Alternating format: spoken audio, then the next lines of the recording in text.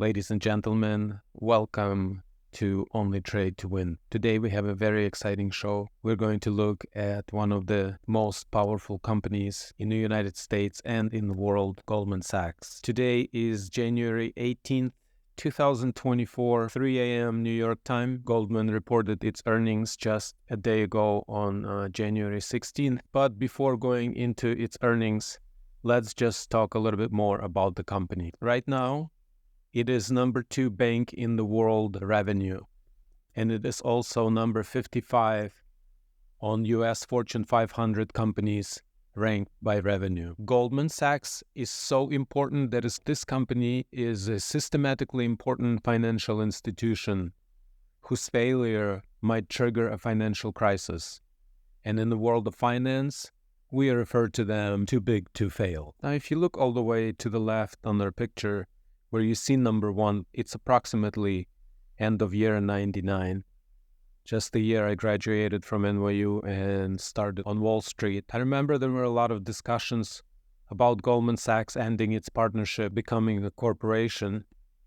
And after lengthy discussions, all the partners agreed and they actually did become a corporation. But before then, the company has a long history, and it goes back to 1869, when a German immigrant, Marcus Goldman, opened the one-room office in the basement next to a coal chute at 30 Pine Street in Manhattan. He would go out and buy promissory notes from local merchants, and then he would take those notes and sell them to local banks. He basically pioneered the commercial paper business. Now later in 1882, he was joined by his son Henry and also his son-in-law Samuel Sachs, and in 1885, the business became a partnership and they named it Goldman Sachs. And in the late 1999, the partnership was dissolved and changed to a corporation, and Goldman Sachs still today's day exists as a corporate. Goldman Sachs is a major component of the Dow Jones Industrial Average, taking the second place in terms of weight and contributing 7.36%, second only to the United. And now I hope you understand why I decided to call it one of the most powerful companies in the world, because it truly is one of the most powerful companies in the world. So let's go to number 1 and get started with looking at the data that we have on our picture, starting in 2000, going all the way through with the closing day of January 17th, and the most importantly, looking at the earnings that were released a day before on January the 16th, 2024. If you bought the shares of Goldman Sachs back in June of 99, where the number 1 is, and you held the shares until today, the total return on your investment would be 485. Now, when I use this tool, right here in parentheses, you will always see the number. It will be either positive or negative. In case of Goldman, the stock is up 485%, 24 years. And as always, I'm going to build a spreadsheet because, as I told you, I'm not the sharpest tool in the box and I do not retain information really well. I kind of put some things on here that I think we may need to look at. And basically, if you think about the company, it is number 2 bank ranked in the world on revenues. So revenue is a major component for the company. So I think we need to take a look at what's going on with Goldman's revenues. Then we also need to look at the margins. So if the margins are healthy and they're going up and also revenues are going up, we know that earnings per share follow or should follow. But in any case, the revenues and the margins and the earnings per share are the 3 things that we're going to look at today. Now, this 485%, we're going to carry over here. And in this column, we're going to divide it by 24 years that we have data for.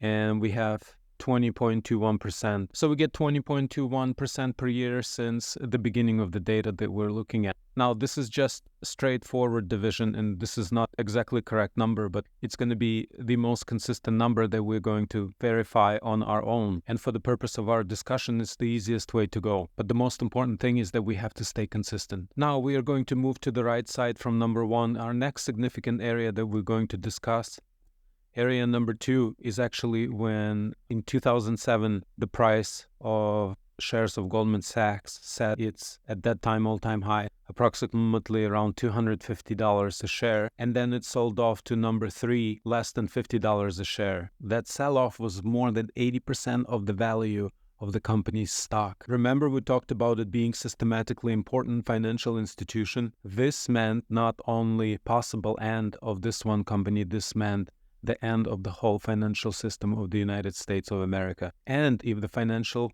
system of the United States of America ceased to exist, all the financial systems around the world would definitely cease to exist. So fortunately for us all, this was not the end of the world, and the institution was too big to fail. It was bailed out. Actually, Warren Buffett purchased billions of dollars in investments, and the company made it through. So before we go any further, there are some things that we need to do. Number one, we need to mark our all-time high when the price was at number 2. Then we need to measure the amount of time the price spanned between number 2 and number 4, and we get 4,871 days, a little over 13 years. And after being able to take out that all-time high at number 4 that was set way before 13 years earlier at number 2, Goldman Sachs stock successfully ran away until it's reached its all-time high around $426 in November of 2021. And yesterday, January the 17th, 2024, the stock closed at $377.18. Now, ladies and gentlemen, that completes our introduction to the company, our review of all the data that we have right now on the big picture. And what we're going to do next is we're going to go in a lower time frame, and we're going to look at the details, and we're also going to look at the earnings. So if you have any questions, please leave them in the comment box. It's the only way that I can help you and make my channel better. Okay, here we are on the weekly. Let's do some editing. Let's make this dashed line. So this is our previous all-time high. This is our all-time high, and we have about 10% to go all-time high. Now I go to the daily chart, and I use TradingView, and in TradingView, when you go to the daily chart, you get these little boxes down here. D, that represents, D stands for dividends, and E stands for earnings. So here are the latest earnings that Goldman released. We're going to go a year back and see what happened a year ago. We click on the little E, and it's in red because the company missed on the estimates. Here you can see that they reported $3.32 earnings per share. Here you can see the estimate was $5.56 per share. And here, surprise, if it's red, it means negative. They missed it by $2, or actually they missed it by 40%, which is huge. So while we're here, let's just look at what happened at the stock price. And here it actually more than 12%. So for everybody who is trying to trade earnings, it is impossible to know what the stock will do. When the company misses like this, a logical expectation would be for the shares to collapse. We had a huge rally. It rallied more than 12%. So one of the things that we don't do is we don't take positions before earnings, but we do spend a lot of times analyzing what happened after they come out, like we're doing right now. So we take the $3.32 per share, and we take the 10.59 billion, and I enter these numbers to our spreadsheet. Here we have the revenue and the earnings per share. Then we go and we click on this little box, and we get that the company reported 5.48 on $11.31 billion in revenue, and we transfer it into our spreadsheet. Now here you see this little gray box. It says more GS Financial. So if you click on it, you'll get to this window, and here you have everything that you may need, looking at statements, statistics, dividends, earnings, revenue. Everything is in this little box. If you want to get out of it, you just click this little X right here on the right side. And then if you need to get back in, you just click on this E, and you click. Now it tells you about the company. You can collapse and read a little bit more. You can go to their website. It tells you how many total shares they have outstanding. Free float is how much owned by the general public, and closely held is what is held by the insiders inside of the company. Here you can look at the valuation ratios. We are going to go right here on the right side, and it says 2021 Goldman Sachs net margins were 33%. In 2022, they dropped to 16%. And then in 2023, they were way below that is big trouble. And the only way they came out of that was because their revenues skyrocketed. As you can see, the blue line are the total revenues. Maybe one of the strategies was, let's just get the new business in or get any business in and cut down our earnings, and that's actually a viable strategy. So what would be a sign of trouble if the margins dropped and also this blue bar dropped as well? But it did not, so we can assume, we never know what's going on inside of the company, we can assume that they dropped the margins to get the business, and they got the business. Now, if you really want to get more information, you can go to Goldman's website and see their fourth quarter earnings result, and actually this is quite impressive. As you can see, the company is number one in global investment banking, number one in equity franchise, and their fixed income clearing division is number 3 in the world. Goldman is the leading global active asset manager, top 5 for alternative asset management, and also it is definitely a choice for premier ultra high net individuals. And it's clear that the company hit some milestones like record management and other fees of 5.9 billion, and alternative management fees are up 15%, up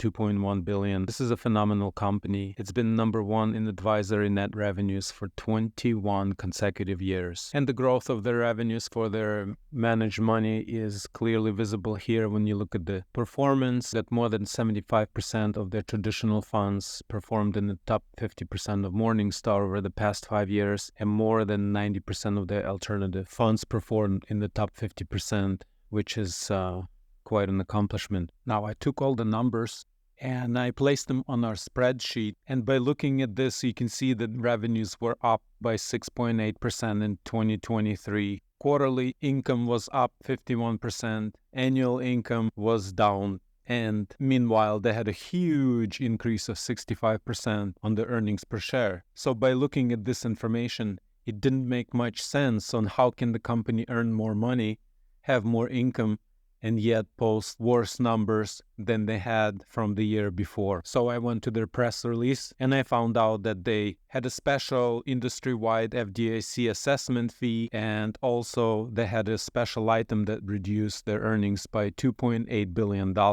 So if we go in here and if we look 46 plus 2.8, we get close to 50, which is greater than the year before. And we just have to look at it one more time on our pictures and see right here, reported 5.48 and expected $3.61 per share, which is 51% greater. And if we go 4 quarters back, we get reported 3.32 when the estimate was 5.56, and they missed it by 40. I don't know if this is coincidence or what, but to me, it looks a little strange, maybe because I don't like coincidences like this.